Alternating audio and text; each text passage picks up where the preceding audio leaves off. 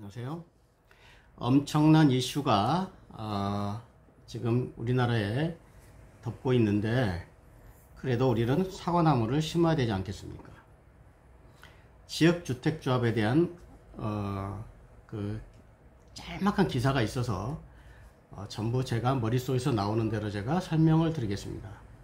이것도 제가 실전 사례입니다. 여러분, 지역이란 말 들어가게 되면 별로 안 좋은 거예요. 그냥 한마디로 말씀드려서 지역감정 안 좋죠. 건강보험료도 지역건강보험 좋습니까? 안 좋아요. 공무원건강보험, 직장건강보험이 더 좋은 건데, 하여튼 지역 이렇게 말만 나오게 되면은 거의 좋은 건 없다. 그래, 지주택이라 그러죠. 지역주택조합은 좋다 나쁘다? 나쁘다. 하라 하지 말라? 하지 말라. 이제 이게 결론입니다. 자, 설명을 제가 경험한 것만 제가 설명을 간략히 드리고 넘어가겠습니다.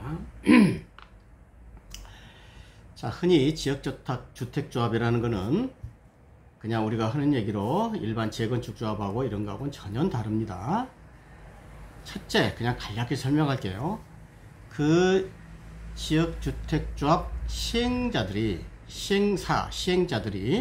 원래는 조합원들이 모든 걸 하게 돼 있어요. 지역주택조합은 개개인의 땅 주인들이, 개개인의 가구주들이 하게 돼 있어요. 그런데 그 사람들이 추진을 하기가 힘들죠. 법도 모르고 어떤 공무원하고 상대하고 지자체하고 상대하기로. 그래서 거기에 시행사가 끼어든다는 얘기예요. 그런데 이 사람들이 전혀 땅 작업이 안 돼 있어요. 간단히 말하면 그 모든 지주들한테 전부 땅을 100% 사고 그 다음에 이걸 추진하면 좋을 텐데, 말로는 뭐 80% 땅을 확보했다, 90% 확보했다 그러는데 채 20, 30%도 확보하지 않고 곧바로 추진하는 경우가 태반이에요. 그래서 지역주택조합 말만 나오면 안 해야 되는 겁니다. 물론 이렇게 그 사람들은 설명을 하죠. 만약에 이게 개발이 되게 되면은 일반 재건축이나 그 다음에 청약보다는 훨씬 더 많은 이익이 있을 것이다. 그러겠죠. 하이 리스크, 하이 리턴. 그만큼 위험이 많다는 얘기입니다. 그런 얘기는 속지 마시기 바라고요. 첫째, 지역주택조합은 땅이 있다 없다? 없다. 남의 땅 가지고 본인들이 하는 거다. 원래는 조합원들이 해야 되는데 실력이 안 되니까.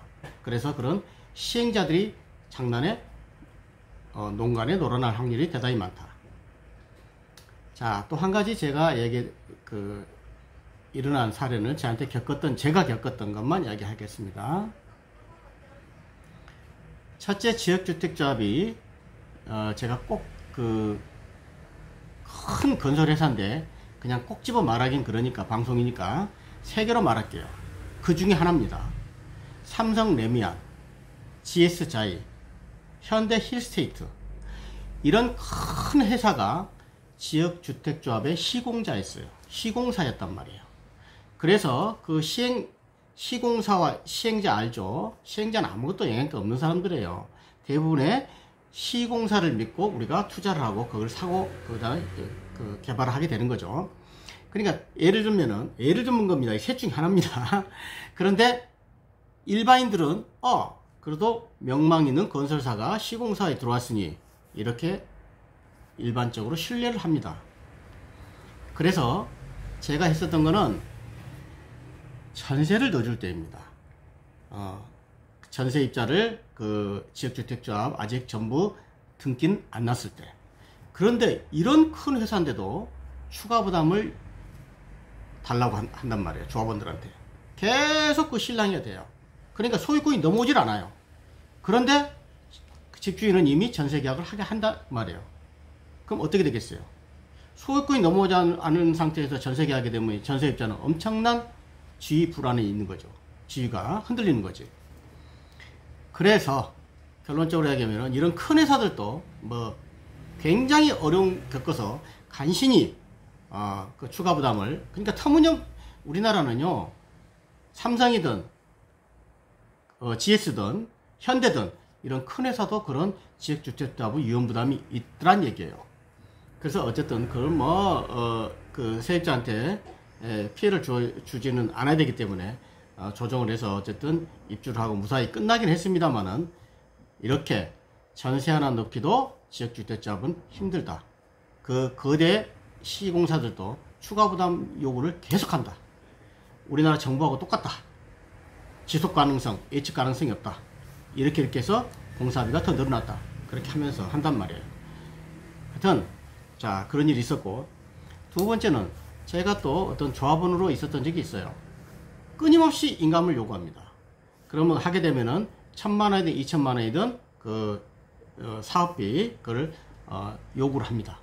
왜? 그 사람도 움직이려고 그러면 돈이 필요하니까. 결론, 돈 주지 말아야 합니다. 그 사람들이 그 돈을 가져갔을 때 토해놓는 경우는 거의 없습니다. 자기들 어쨌든 활동비로 썼다고 합니다. 그리고 그 사람들은 아시죠? 재건축조합이든 무슨 조합이든 이거는 준법인입니다. 쉽게 말해서 비법인 정도의 그 인정을 받아요. 그러니까 사업이 좌초되든 성공하든 그 활동비는 다시 토해내지 않아도 된다는 얘기죠.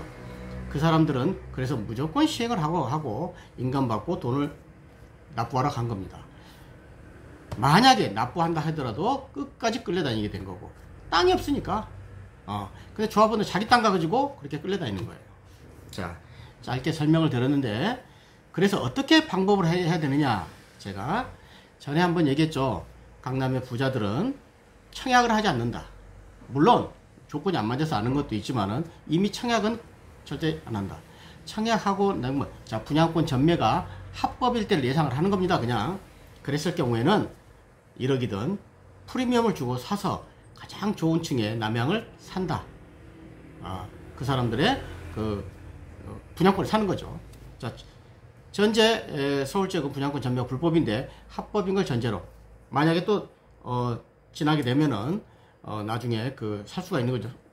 안 그러면 그때 아니더라도 4년 지나서 5년 지나서 매매로 할 수 있는 것이고, 지역주택조합도 그렇게 하라는 얘기죠. 이 사람들이 제대로 땅 작업을 해서 전부 지어서 분양을 하고 다 됐을 때, 그 다음에 소유권이 누구한테 보존 등기가 된 후에 가장 좋은 데를, 입지가 좋다 그러면은 그 사람들한테 프리미엄을 주고 사는 방법. 그러니까 지역주택조합은 처음부터 조합원이든 뭐든 들어갈 생각은 하지를 말라. 왜? 땅이 없다. 이게 핵심 제 강의입니다. 감사합니다.